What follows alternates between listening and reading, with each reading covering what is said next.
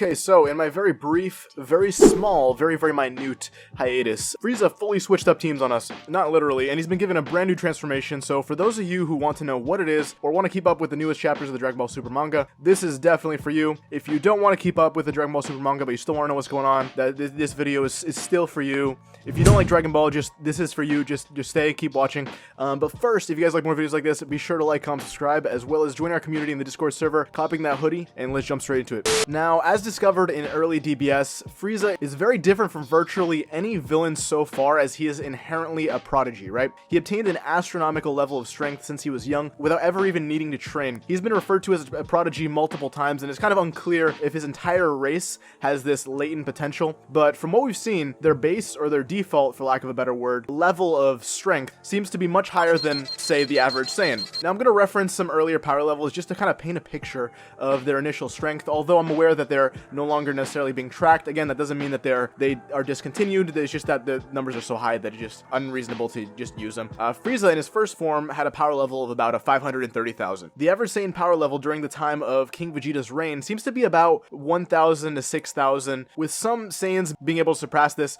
such as Bardock sitting at around 10,000. And then on top of this, Frieza and his race have multiple other transformations that were stated to make it easier for them to control their power, right? He has his second through fourth forms, which seems to be pretty uniform for the other members of his race throughout the canon. I mean, King Cold seems to be in his second form, although I know there's a little bit of debate about that. I mean, it looks pretty one-to-one with the second form. And then Frost also is utilized pretty much all of Frieza's forms as well. And although he never officially used Frieza's second form, Frost's second form was also drawn by Toyotaro. So we got to see what it would look like. Again, it looks like Frieza's second form, it looks like King Cold. Now, we also find out when Golden Frieza is introduced that he actually created this form, right? Now, it seems like they consistently seem to have the same forms, but above that, they're kind of able to create their own forms, right? And he chose a golden color to mimic the Super Saiyan transformation that he was defeated by ages ago. Now, a couple of things are important to note here. First of all, his appearance does not change from his fourth form besides the color, so it's pretty safe to assume that, again, any further transformations beyond this will be pretty consistent with this. He was also able to achieve a level of power able to rival the godly power of the Super Saiyan Blue with just 4 months of training, having started being exponentially weaker. At this point, power levels are virtually meaningless, so just to emphasize how much weaker, let's just talk some basic power scaling, right? So Frieza 100% power is weaker than Mega Frieza. Mega Frieza got virtually one-shot by Super Saiyan Trunks. Well, he wasn't actually one-shot, but he was defeated very easily, very swiftly.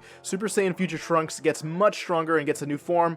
This new Future Trunks, still inferior to Perfect Cell. Perfect Cell gets stronger, competes with Super Saiyan 2 Gohan. Perfect Cell loses to Super Saiyan 2 Gohan. It's skipping a couple steps because this would take too long. Teen Super Saiyan 2 Gohan is weaker than Super Saiyan 3 Goku, is weaker than Super Saiyan God Goku. Super Saiyan God Goku is weaker than Super Saiyan Blue Goku, which is relative to Golden Frieza when he's introduced, right? So I know that's a lot of steps, but I just kind of want to emphasize how strong Frieza has gotten in such a short amount of time. While Goku and everybody was training this entire time, Frieza was not training, and the second he starts training, he immediately reaches their level, not even having known of Super Saiyan Blue. So it's likely that if Goku and Vegeta didn't have that, he would have just one-shot them, which is a little foreshadowing something to come. Now, his newfound strength was so shocking that it was actually hypothesized, and I think it was the Dragon Ball Super Broly movie by Vegeta, that it could happen again, and that he's still a threat. And finally, in the Dragon Ball Super manga, chapter 87, Frieza makes a surprise appearance in the middle of the next boss fight and just negs everyone. He one-shots Gas, who although was weakened, is still stronger than literally any foe that they've faced before. This is quite literal, as he was actually wished to be the strongest in the universe, but,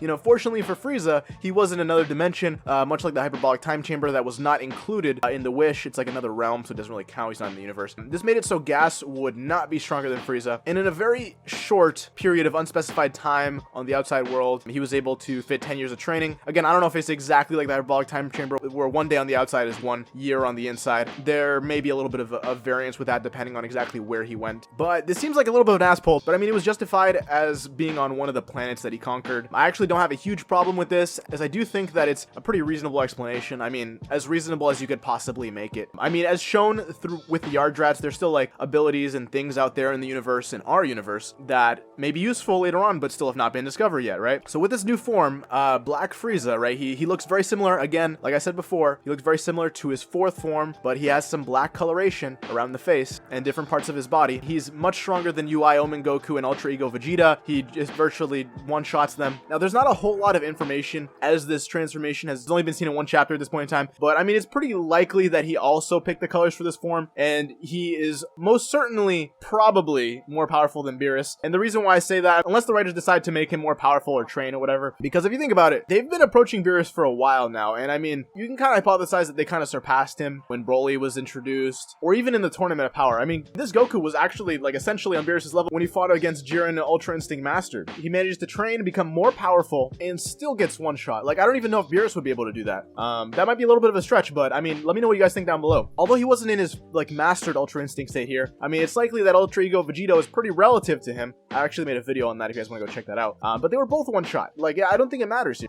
I don't think that having mastered Ultra Instinct would have even made too much of a difference here to begin with, and it would take away from the point that the authors are trying to make, that now Frieza is a real threat, and he's not only alive, but he is officially surpassed. Something that I never thought I would be saying again, especially seeing how powerful that they have become. Now, one more thing I would like to note is that we could see Frost do something similar, as his universe is parallel to Frieza, even having some similar roles, similar appearance, similar aesthetic, same race, just slightly different motives, more of like a monetary motive, and actually trying to portray himself as a hero while still being a pretty petty guy. And now he has the incentive to become even more powerful, and although he's pretty weak, I mean, he may have more potential at his starting level of power in his fourth form than Frieza during the Frieza saga, right? Because if you think about it, Frieza in 4 months went from being slightly weaker than Super Saiyan Goku from way back in the day to being on par with Super Saiyan Blue Goku, relatively speaking. And Frost, on the other hand, is already able to moderately swap hands with some of the Z fighters in his later forms. Although obviously Goku wasn't like trying to kill him or anything when they fought, he was still able to swap hands, which is much more than what Frieza Saga Frieza would have been able to do. So I mean, I don't think it's too crazy to assume that something similar could also happen to Frost as well. But again, that's pretty much all we know about Black Frieza at the moment.